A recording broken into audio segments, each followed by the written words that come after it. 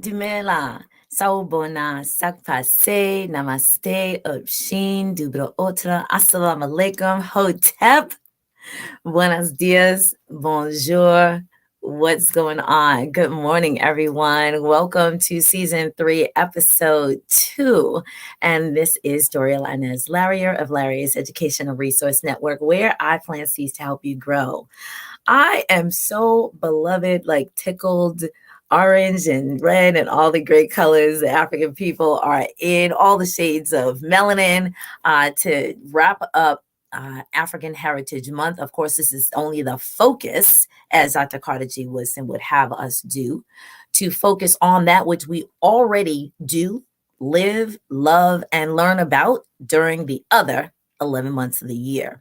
So I wanted to bring to you, and I'm so glad that we are being watched on a multiplicity of platforms, a brother who I have admired from like lurking from the backstage for about 2 years, and the movement that he has brought to light. And we're going to focus on the double entendres a lot here, and that is the HAPI movement. And so I'm bringing to the digital couch right now, the Doriel Larrier Show, Brother Taaqiy Grant.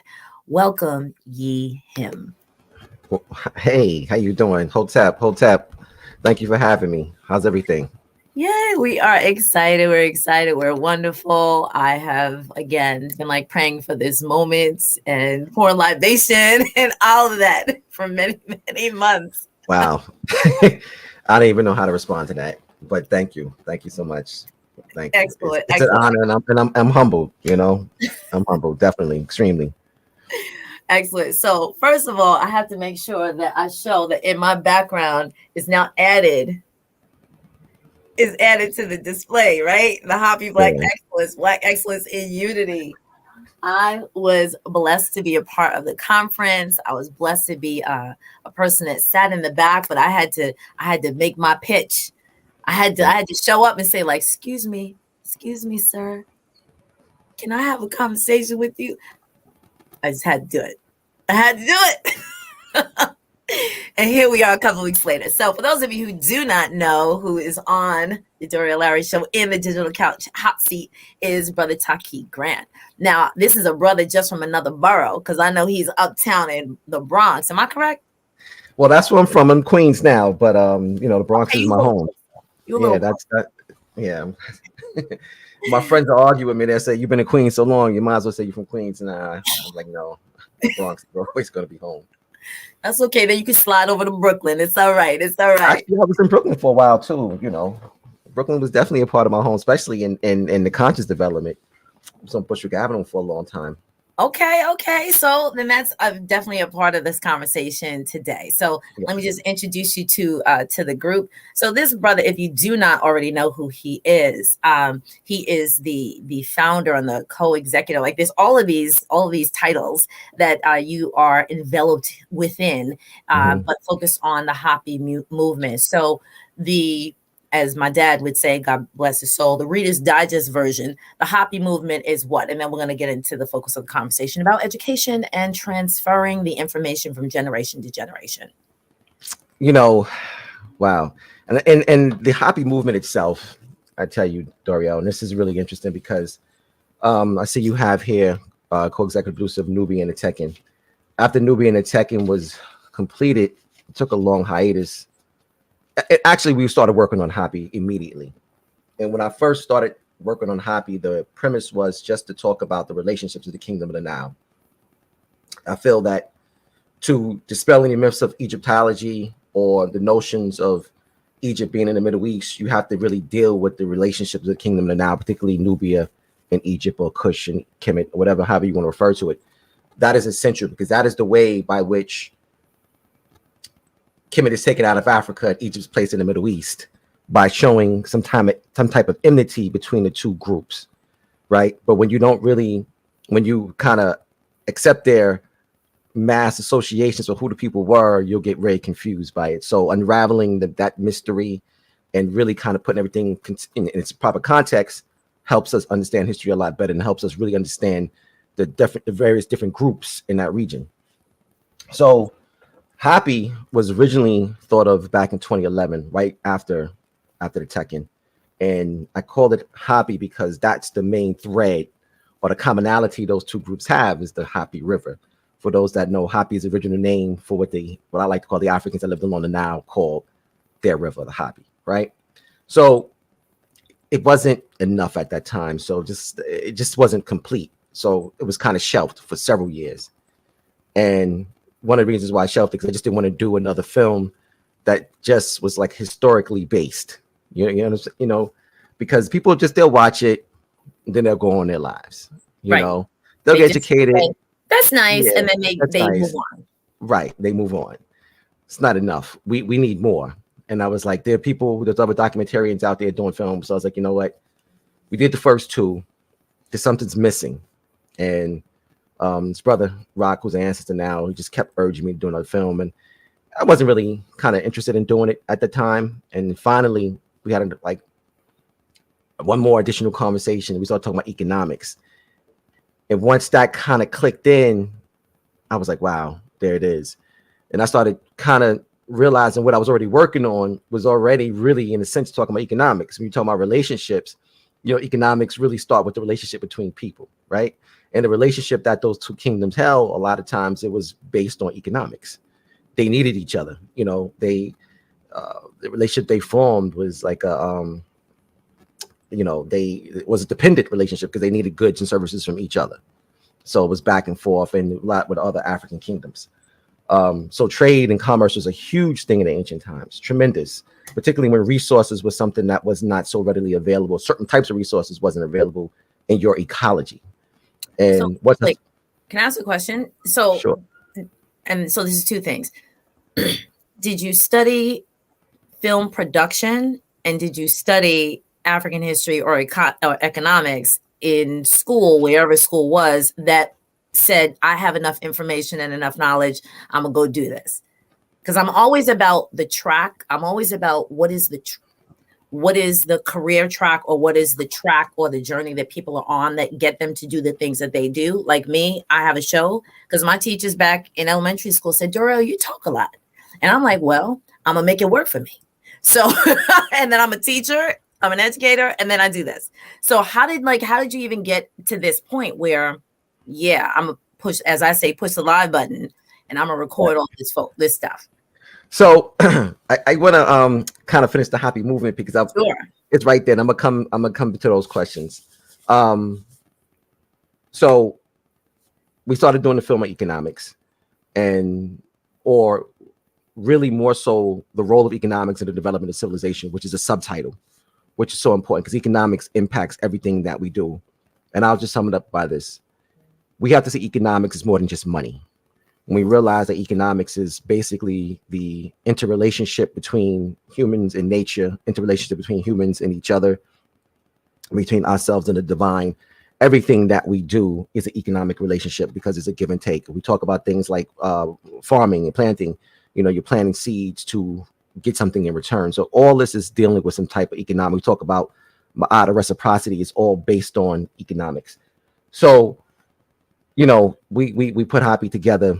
And at the beginning, we understood that it was more than just a film. It was a movement.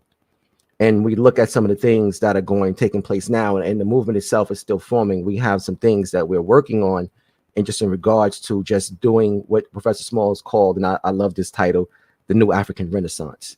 So when we see HAPI movement, we see it as actually the New African Renaissance, and just a new renaissance of just kind of like a new resurgence, kind of like a new breath, just kind of a reawakening, So that's what the movement is in kind of a nutshell. Now, to answer your question about filmmaking, did I go to school, history, economics, those three things? Yes, no, right? So the African history piece was something that I was taught as a very young child. I had, several books in the house. I was in environments that fostered, teaching of knowledge itself, right? Filmmaking, absolutely not. There was no formal training in that. In my trips, a lot of it started with just travel and going to Egypt, going into Sudan, places like that. I've always had a camera in my hand, always. And the first film was, it was created not with the intent of making a film, but it was created just with the intent of just documenting the experience, right? So in 2004, Dr. Jeffries and I went to the Sudan, and again, the intention was not, we're going to go make a documentary. I was just kind of filming what was going on, and that became the cornerstone for Nubia. Then the Tekhen and everything else, that was, those things were more so kind of laid out in terms of, planning on paper and what we were going to do. Economics, no, there was no formal training for it. But once you really started getting to what it is that we do, you understand that as Africans, we've always been economic actors, right?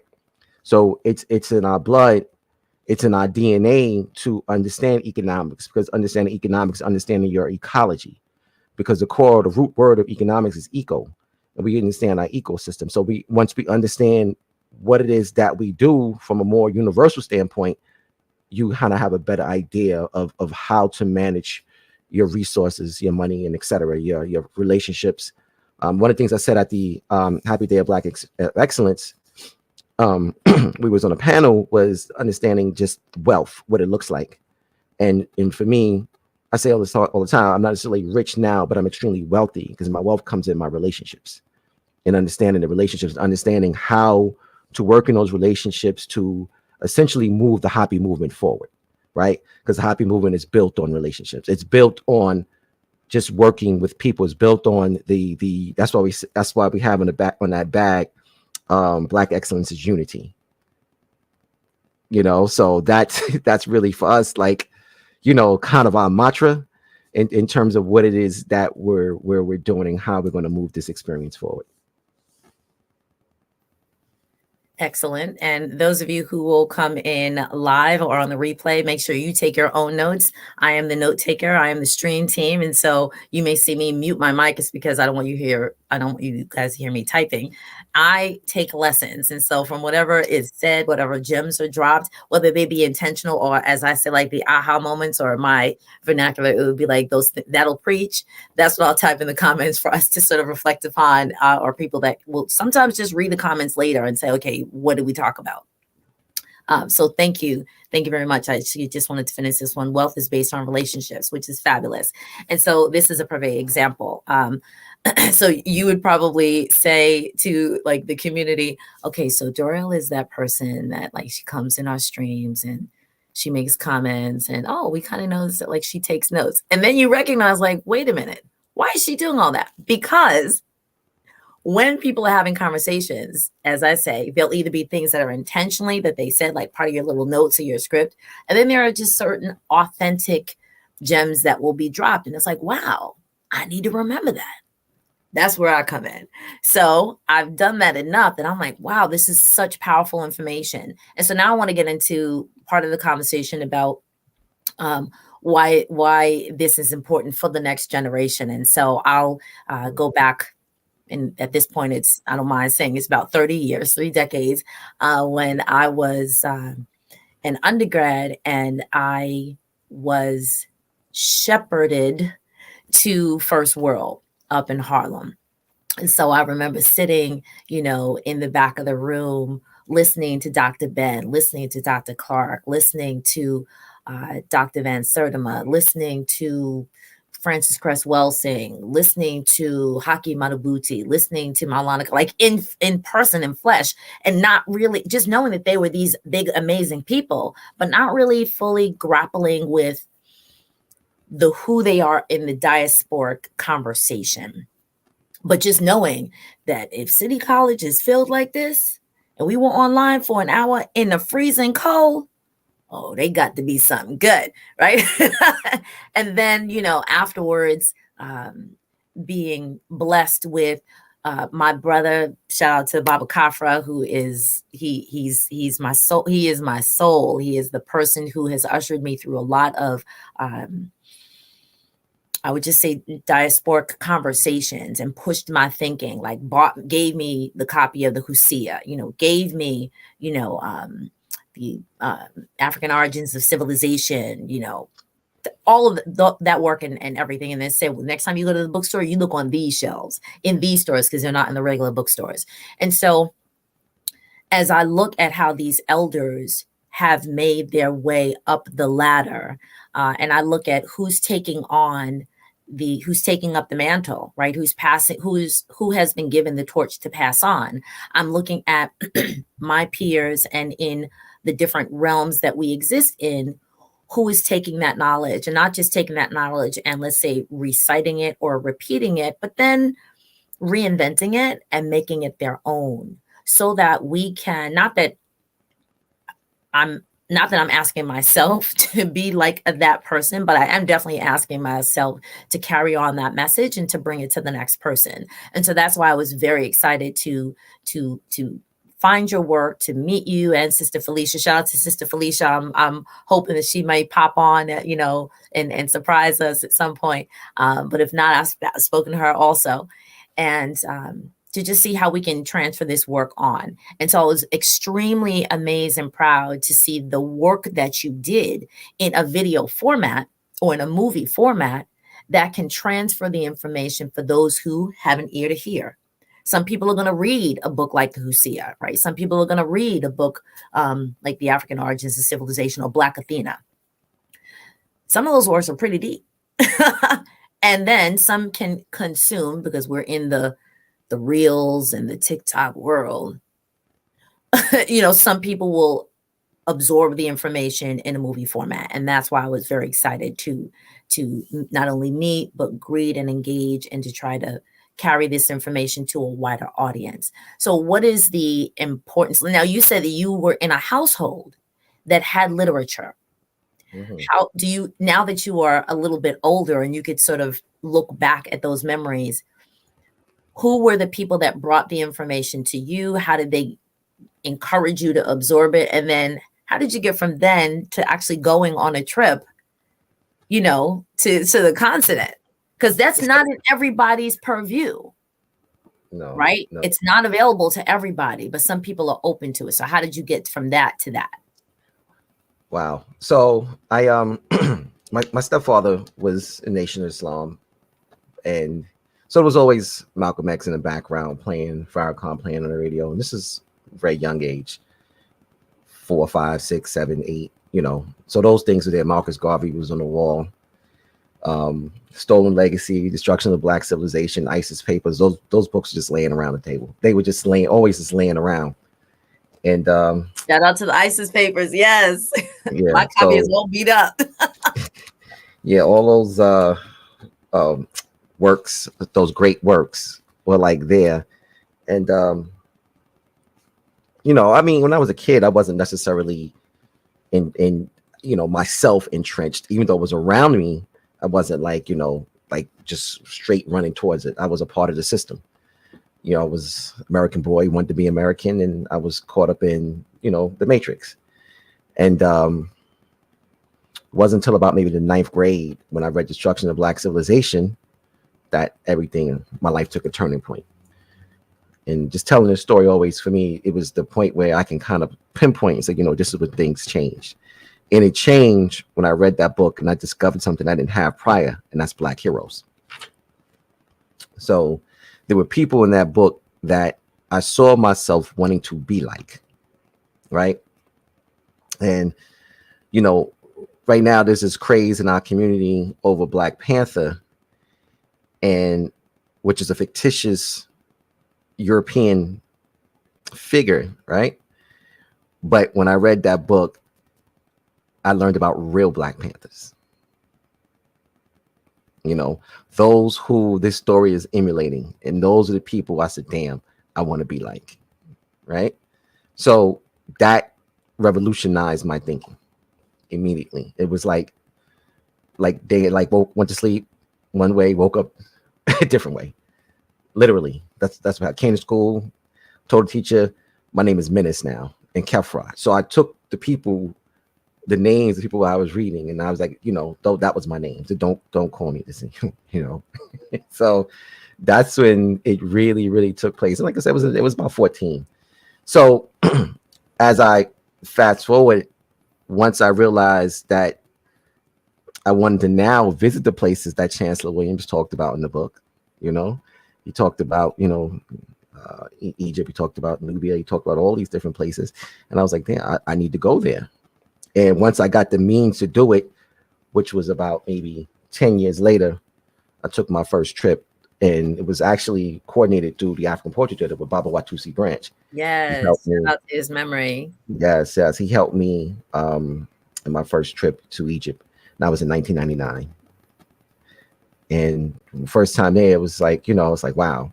So my experience there was really interesting during the first time, because one thing I didn't see was non-Indigenous Black folks.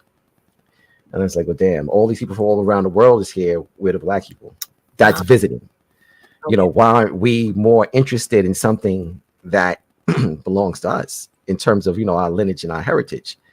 You got the Asians, you got the Europeans, all them folks are there, but we're the non-Indigenous Black people. And I said, well, maybe, Taaqiy said, maybe they're thinking like you, right? Because at that time, I could have gone several years prior, but I was worried about going alone.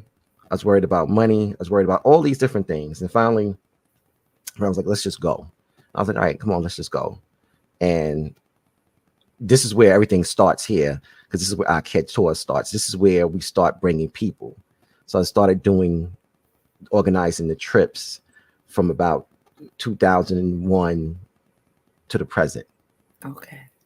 You know what I mean? So we've been taking people back and forth to the now, which is also a part of the movement. And this is also how the films and everything develop, because now I'm there 2 or 3 times a year, and I'm back and forth in and out of the continent and just kind of moving around. But it all kind of started with conversations with Watusi, and he was like, all right, you ready to go to Kenya? I was like, yes, let's go. Put it together, and then started just kind of moving around. But yeah, that was the 2 biggest points, that destruction of Black civilization and just to travel back and forth to the continent. Once I kind of figured out how to do it, it was kind of just at that point, it's elementary. We just kind of just took off from there. That is fabulous. It's amazing. So you get a book, you decide to read the book. And mind you, it's laying around for years. It's just there, and looking at the cover. And you know what? For those who haven't seen it, maybe I should go get it. That's fine. I'll talk through it. So folks, those of you who are watching either live or on the replay, if you do not have some of these texts, I have put them in the comments. So he's going to get Destruction of Black Civilization, which I believe is a white book with Black binding and red piping on it. And it's by Chancellor Williams. Yes. I was correct. Yes, right. White book, Black piping, red lines on it. Excellent. And look at how that book is loved. I really think that books that still look like they just came off the shelf, y'all ain't love them. You got to put some love on. You got to get your page flags. You got to get your highlighters. You got to get your paper clips, whatever. Because you got to look, just like some people will love on a Bible, and that's all of the conversation, or like love on a Quran, or whatever your holy book is, love on text. And when your children, and this is the point I'm trying to bring home, when your children or those people who are around you, like I have a brother who is grown up in the nation, and he says the minister said that a dangerous Black man is a Black man with a book in his hand.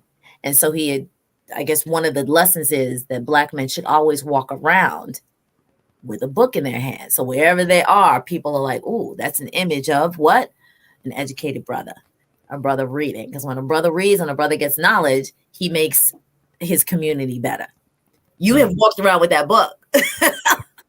Right. And you kind of mentioned, and we touched on the intergenerational passing of information and helping developing next generations, and why is that so important? When I look back at my basic development, I've seen the succession of, like I said, Watusi branch, my stepfather, several of the elders I had the opportunity to be very close with. And I also must mention that a lot of the works in HAPI is just conversations throughout the years, one-on-one conversations with Professor James Small. A lot of the information in there was just kind of just communications, just sitting late night talks with Dr. Jeffries, and Mfudishi, Jehutimas, and Jonas. these are people, whom I've been around for some, about 20 some odd plus years, but that is where a lot of it comes from. You asked about just the historical going to school and things like that, and just kind of just talking to them help just frame a lot of the ideas, in which we then had to figure out ways how to translate that into film. But that's the essential piece. Just you're just finding people or creating institutions, right? That's what the HAPI movement's about, is creating institutions, or not necessarily creating them, fostering an institution that's already been created and moving it forward. And as we move it forward, we're going to create environments, or environments will be created that will foster love for self and education of who we are to younger people. And the same things that happen to me and others like yourself will happen to people younger than us. And this will be, I wouldn't say by default, because it wasn't like the information was shoved down my throat. It was just there, right? It was just there. It was just there, and it was laying around, and it was like when it was time and Spirit told me to pick it up, it was time. You know what I'm saying? It's like, all right, now it's time. It's time for us to kind of start, for you to come into who you are. And I think we're all destined to do that. And I think one of the most important things is, because children, kids are kind of funny. They'll kind of run for stuff when you try to give it to them. Sometimes you just got to just put it there. Sometimes you just got to just put it there. Sometimes you just got to, again, just have stuff around them so that they can see. And when we think of the Nile was such a beautiful place. We got to understand the Nile in terms of in context of time. Ancient Kemet is so old that to the ancients, it was ancient. And one of the things we need to understand in terms of, and again, I love this word, just putting it in the proper context, is we are closer in time to Cleopatra, who was the last ruler of ancient Kemet, who lived in the 1st century BC, than she is to the pharaohs or the kings that built the pyramids. Now, when you start to really think about that, that's like a wow moment, Cleopatra lived in the 1st century BC. We're here in 2023. Essentially, we're 2023 years away from her. Pyramids were constructed, let's say roughly around 2500 BC. So there's almost a 500-year difference in terms of the gap of time between the pyramid builders, her, and we look at her versus where we are today. So even to the ancients, it was already very ancient. And when you think about what they were communicating in terms of their love for their history and their history to the next generations, it fostered this fervor, it's fostered this love for self, right? Because you would be up and down the Nile, and you would see the say the pharaohs of old, the rulers of old that lived 500, 600 years from before you, and you're like, wow, I want to be like that person. It inspired them in such a way. And they looked at people like Mentuhotep, let's say Queen Hatshepsut, who's 500 years after him. We look at her mortuary temple with in relationship to where his is. And you got to say they had to see this man as being this great, enormous figure, someone who was a liberator, right, from outside occupying forces, someone who actually came and restored order or restored ma'at. So they had to love and revere this individual. You understand what I'm saying? So when you see that as a young person, this is, again, they're Mount Rushmores that they had, and they're up and down, and they see these enormous, colossal statues. And again, we had this notion that they all lived in the same time period, but they didn't. They were thousands of years apart. The pyramids, 1,000 years before, let's say the era of King Tut. So they had to see the pyramids as this inspiring, enormous, monuments that wanted them to do great things. And we need to understand that. So we don't necessarily have to do a lot. We have to create the environment that's going to inspire the next generation. We have to create great work so that they can see these works and they want to emulate and they want to be like, that's the important thing. They got to see this because they're constantly seeing great works by other people, right? And they're also constantly bombarded by works, by negative things that, necessarily we do. So we need to, one, show them the great works that we did, and we need to do great works. Precisely. In their presence so that they can see it. They're like, okay, this is what it'll be like. And by default, they're going to go this way, but we have to make sure that it's around them. They can see these things and they, oh, okay. It may not click right away. But after a while, I was like, you know what, damn. There's always that point when you look in the mirror and you got like, this is who I am, and I have people who I can inspire to be like that look like me. And that's exactly where I wanted to focus on. So you said with the first two works, that the work could have been like, let's say an isolated drop in a pond. Isolated drop in a pond where you've done all this work, you've done all this investment of time, of energy, of creativity, of people acting and cameras and things that fly in the air in order to get the right images. And then people go, they watch, they leave, and they're like, oh, that's nice. And then they go about their business. And then you're like, okay, we got to do something different. Like, we got to really make this stick. And so in this world of social media or marketing or what have you, there's the take action.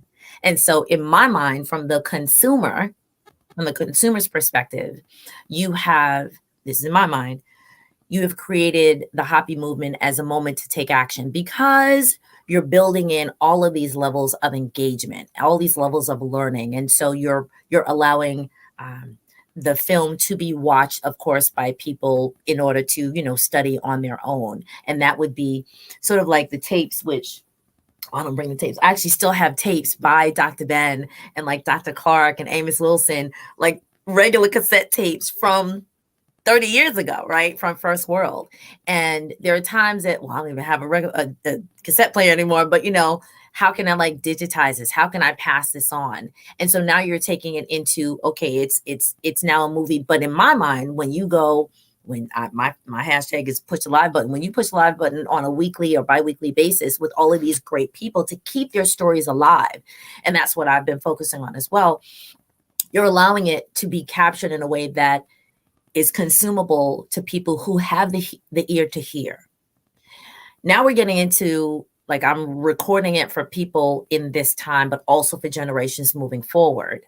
I also see that the work that you're doing which is why I'm here and you're here, we're together, that we're creating opportunities to not just collaborate / partner, but to pass the word on.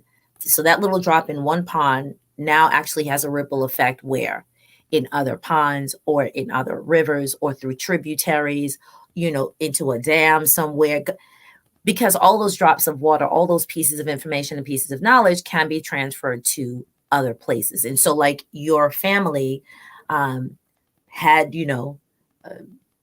destruction of Black civilization, or had Malcolm X, or had Black Athena, whatever it was, laying around, or had the ISIS papers laying around. My son, shout out to my son, I know at some point he's going to see this. He's like, Mom, have you heard of the ISIS papers? See that shelf right there? So I'm sure he was like, oh, the ISIS papers. That's because you saw it on Mommy's shelf. Oh, I think I'm going to go get that. And then I see the book that he has. I'm like, sweetheart, you know that there's one on the shelf, right? And he's like, oh, and his book is all torn. I'm like, whose book is that? I said, no, sweetheart, you got to get your own. You got to get your own because you have to dig into yourself. But passing that information on to the future generations is now, I think, where like I fit in, where you fit in, because you're making it palatable. So you have the video, you have your YouTube channel, and then you have your the ACAT tours, which is heavier investment, more deeper investment and commitment. And the way I come in, because I'm an educator, I'll drip information like this to my community. Let's say my young and my younger, those people who know what I do, what I do. And so when later on down the line, when people walk away from the time that I spend with them, they'll say, oh, where'd you get that from? Oh, Miss Larry told me that. And I wonder how people will walk away from you. So now let's like talk about the conference for a moment and the people that you had on, which was absolutely phenomenal. You can run down the playlist of the playbill if you like. Phenomenal, amazing people. Tell the folks who do not know how they should get contacted so they can be in that space again when you do this again. Because I know we're gonna do that again.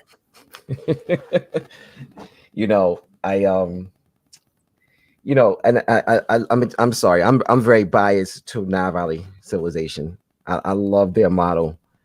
And one of the things that I find very fascinating about some of the things they did was what I like to call representation, right? And what I mean by representation, they had every aspect of nature or human development represented and adorned and worshipped in a sense. The young, the old, the male, the female, all these different components were there. And it was there in a sense where I didn't see the civilization lending too heavy kind of towards one side. And this representation, in my opinion, helped them be balanced, and it helped it thrive for thousands and thousands of years, right?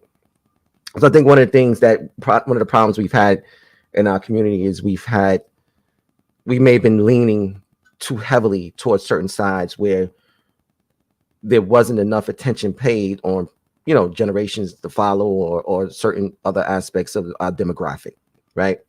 So in the HAPI movement, one of the things that we want to make sure is that it's inclusive, that there's a representation of just all these different parts, because we got to have the masculine, we got to have the feminine, we got to have the elders, we got to have the young. Like, all this must be present, right? And we look at the pantheon of deities we call the Netradu. When you see these different things, you can tell that there was an emphasis placed on just understanding, just the development of Heru and Asar and Osset, and what I'm saying, and Ra, and just all these different things were there and represented in the way that you're not just looking at different principles of nature, you're also looking at different developments of human being and human existence. So we need to take that model, right? That model needs to be at the forefront of who we are and what we are doing. A lot of times I've seen movements, like I said, where there is not enough emphasis placed on, bringing up the rear, because if there's no development for tomorrow, we are in trouble.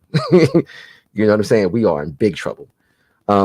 So with the Happy Day of Black Excellence, we wanted to make sure that we had something there for almost everybody, right? And we wanted to make sure we grabbed everyone's attention, because I know once we get your attention and once we have you there, then now you feel like it's a place that you belong, right? It feels like you're a place that you can kind of come and feel welcomed, and a place that you want to be. I know for me, I guess in a sense, I've been blessed because I have an old soul, so I can kind of go sit with elders and I don't feel alienated. I don't feel like, so everyone doesn't feel that way.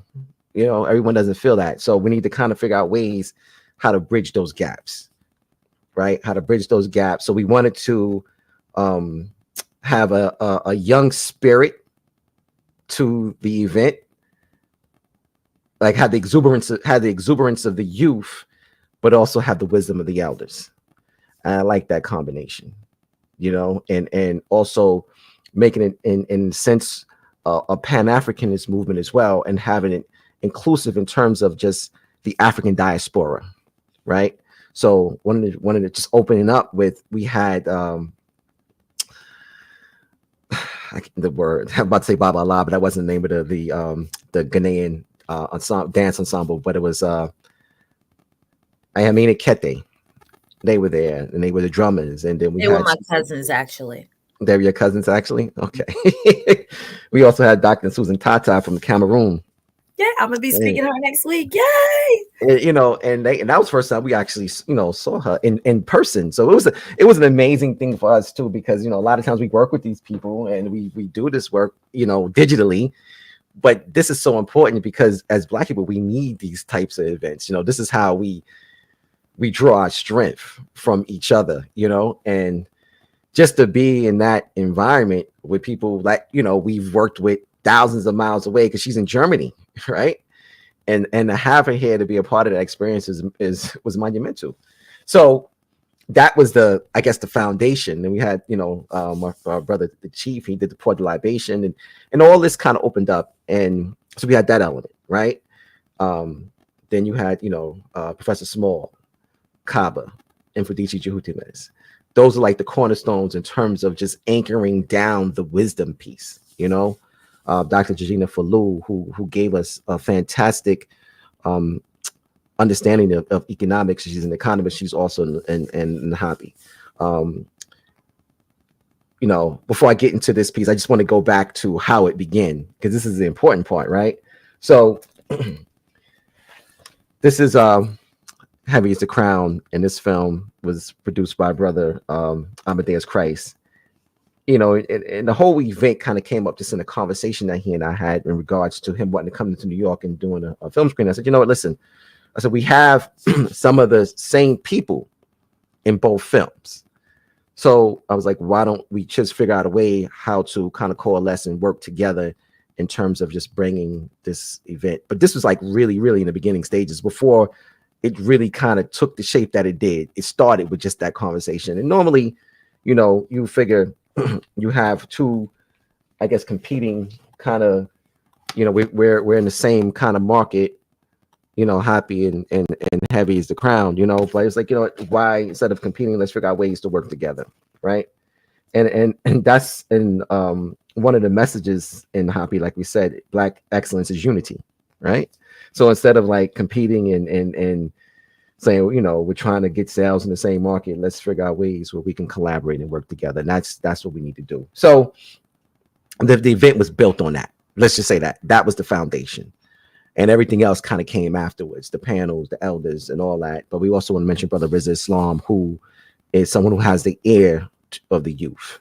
So we also want to mention the various entertainment pieces that we had. Yeah, it's just the Lyrical Faith, fantastic poet, Brother Jamal Milton, young brother, conscious hip hop artist. I mean, you also have Brand Nubian in the house. So when you start to put all those elements together, you can see like, there was a mass representation of who we are. This is why, but this again is taking from the inspiration of the now. So that environment they created is still creating, and it's still inspiring, because when they built these monuments, and they inspired them, they inspired other African civilization. They're still inspiring us today. This is why it's so important. This is also why I don't know if people are aware of the situation that's going on in Egypt right now with the cancellation of Kevin Hart's show. And this is something that's very near and dear to me. And we are at the forefront of this fight, because the same thing kind of happened to us last year. I don't know if people are aware of it. We had a conference planned to Egypt last year. Actually, let me see. What's today? Today's the 25th. Yes, today would have been the second day of the conference. Yeah. So with 1 year later, it was February 24th and 25th in Aswan. It was the One Africa Return to the Source Conference, where we had about 12 of our greatest scholars. We were going to Aswan to hold a conference on understanding the connectivity and confluence of African civilizations through ethnicity, language, culture, arts. So they were coming there, all these various different scholars, to unpack this. As we are about 3 weeks away from travel, an online group started the hashtag Stop the Afrocentric Conference. That led to this whole international thing where international media, Al Jazeera, CNN, everyone got involved. And it was huge in the Middle East. And eventually it came to the conference being moved from Egypt to Detroit, and name being changed from One Africa Returning to the Source to One Africa Power and Unity.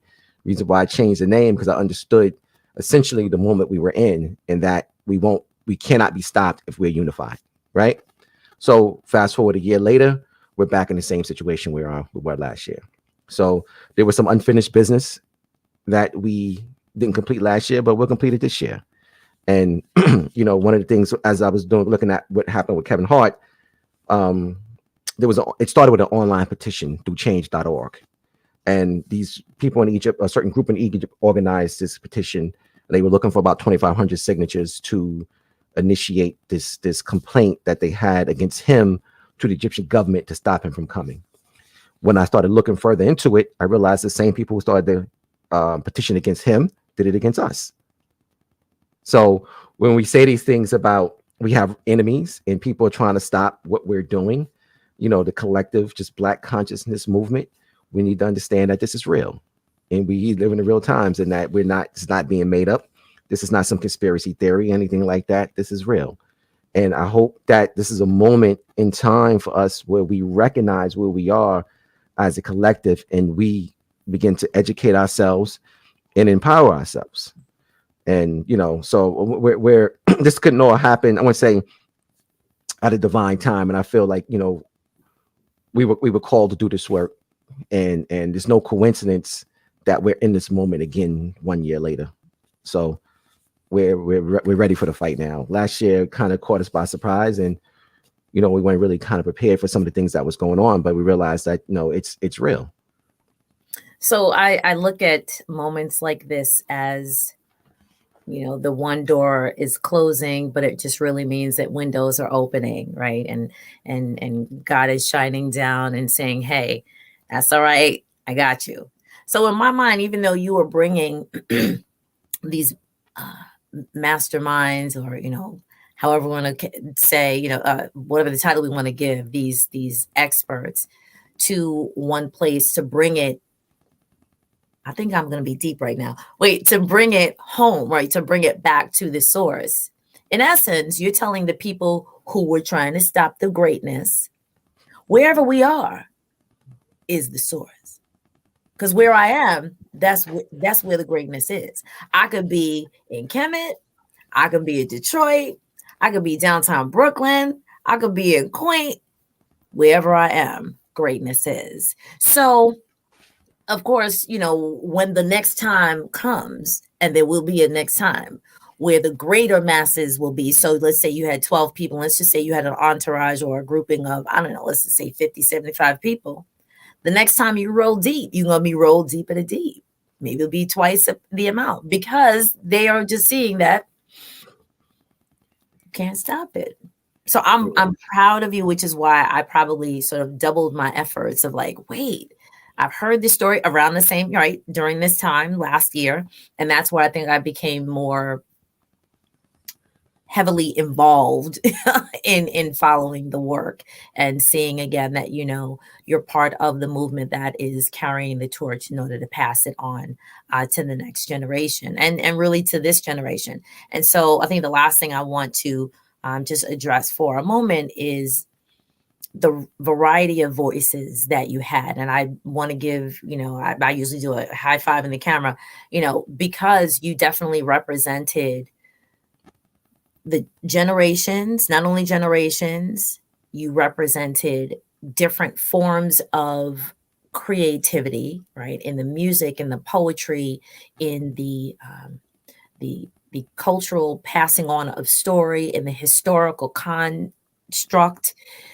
You had so many different voices that, yes, I do agree that when I saw the people in the room, I said, okay, these are people, let's say my age and older. So they would remember like African Poetry Theater or the Slave Theater in Brooklyn. Shout out Brooklyn, because I'm a Brooklynite till the day I die. The First World in Harlem, and then the other places. So I know you have people that rolled in from Philly. I know you have people that rolled up from the DMV area, etc. I was looking for the brother from Chicago, but from Detroit, but that's a whole other conversation. We'll talk about that later. But all those voices were in the room. And as I looked around and I said, okay, there's even some young people here. And granted, they were probably like the offspring of us. But when I saw who was on the stage, I said, wow, that one piece might not necessarily be my flavor of tea, but it's the same message.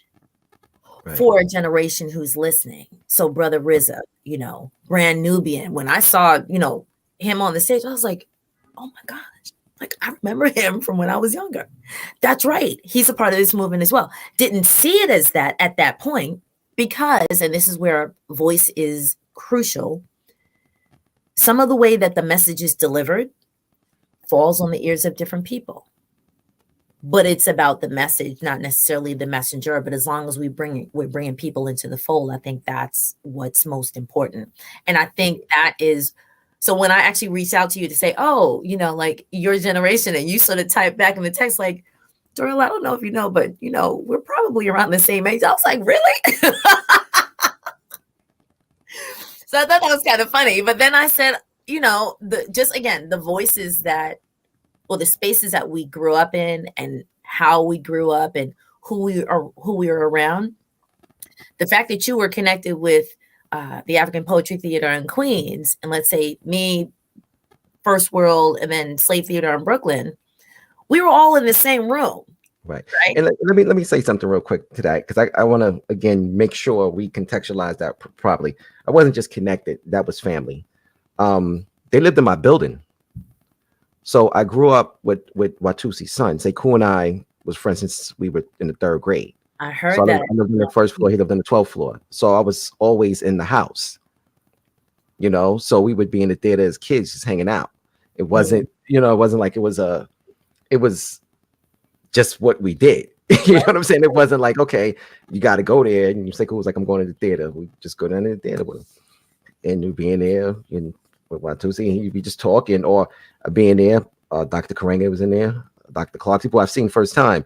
I met Dr. Jeffries there, Gil Noble. So it was like, that was just, and a lot of times I wasn't going to go, but I was just there and they were there, So it was, yeah, it wasn't necessarily like, like I said, this goes back to maybe 9 years old, 8, 9 years old. So we were constantly just kind of back and forth, going up and eyeing up and down in the elevator. So it was just there, and I remember when his first trip to Africa, when he was about maybe 11 years old, and the first person at my age that we knew, because his father took him to Africa, so, and he came back and talked about Doriel and talked about Senegal and, all these things. And we actually made fun of him, but we were 11 years old when we were kids and we were ignorant, but then once, but all that was still there. The seeds are still being planted, and we talk about that to this day. And it was just like, wow, just how life has taken the course that it did.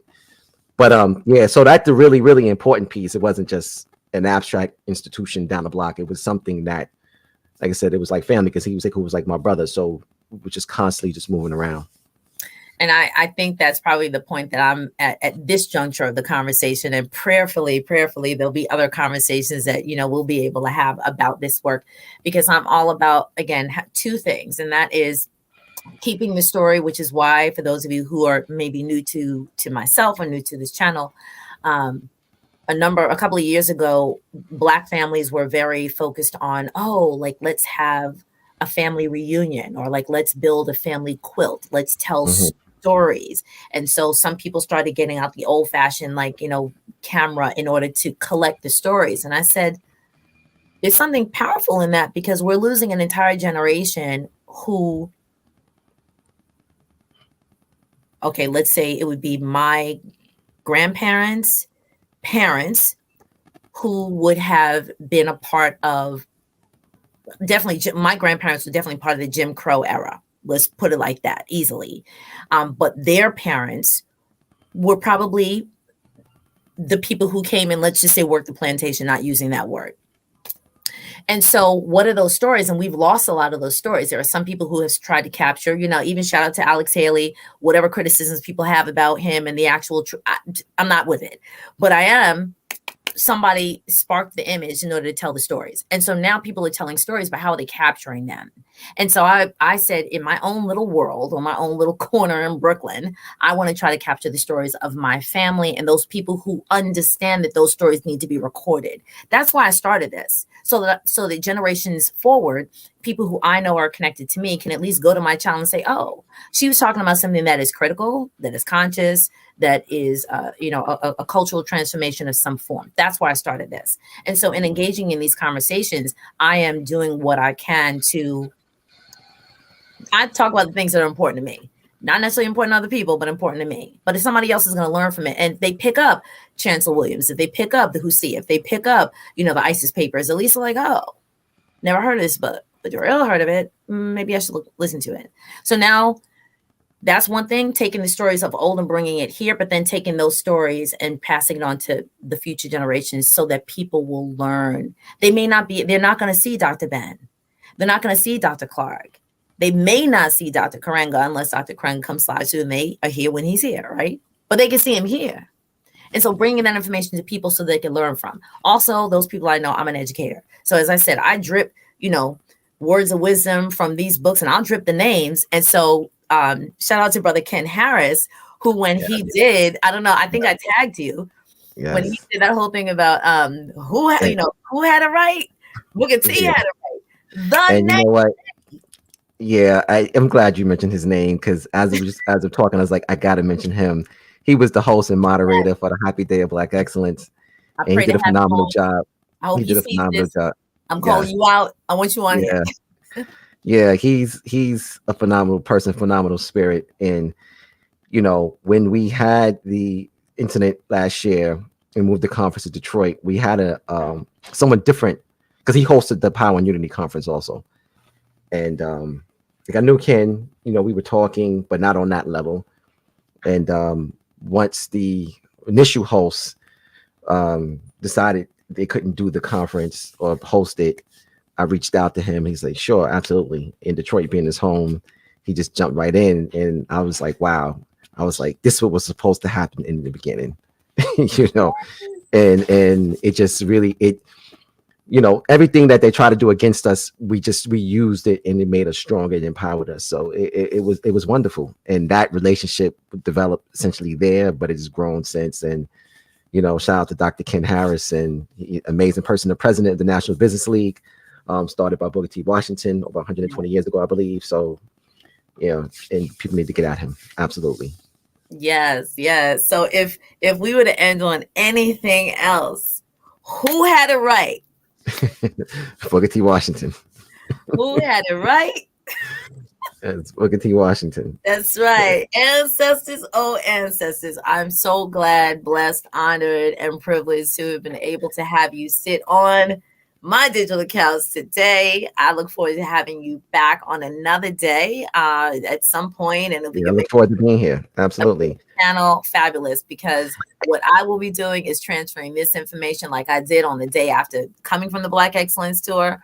Of course, I shouted out to my colleagues and to my friends and family, like, listen, I'm sorry that I may not have been at something else, but I was here and I will be at the next one as best as I can. But when I gave it to my students, even 3 weeks later, my students are saying, just walking down the hall, who had it right? And the rest of the class, like, Booker T had it right. And I'm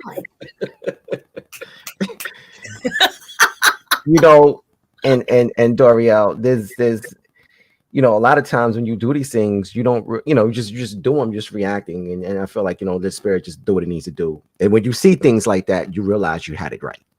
oh, You yeah. realize Oh, you know what I mean? And that is the confirmation. I'm just reacting. I'm just responding. And I'm just like, okay, let's just build. Let's just do this. Right. So in the moment, you don't see it because it's almost impossible because I'm so caught up in just the day to day and just what's going on behind the scenes.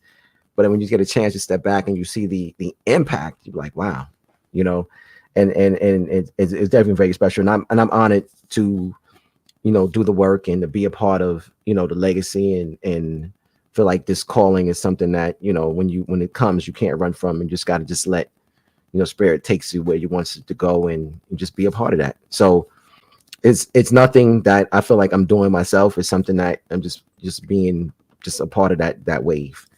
And shout out to your borough BK, because that was a big part of the development as well. And I kind of left that out, but people always say, why you don't mention this?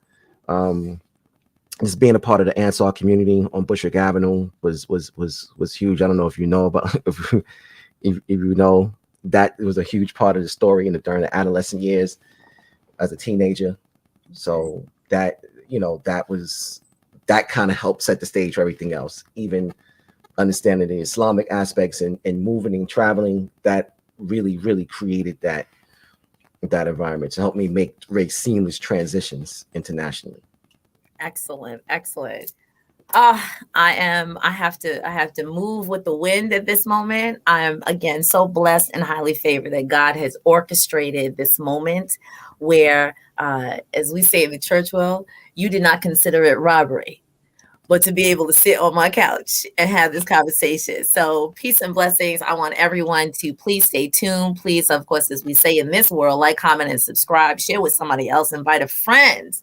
Don't be stingy. Don't keep this culture to yourself.